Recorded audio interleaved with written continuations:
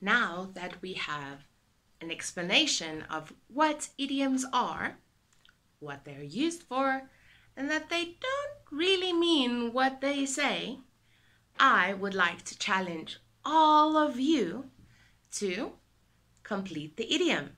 In other words, tell me what they mean. Here are a few. Bite the bullet. Bite the bullet. Don't go biting bullets. Just tell me what it means. Beat around the bush.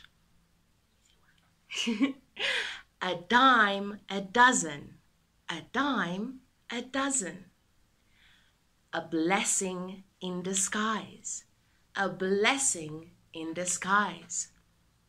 And our last one, get out of hand.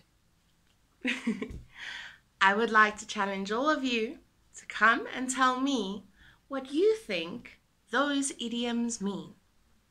The person who gets them all right will have a special mention in my next video. Thank you all for coming for today's Idioms Explained.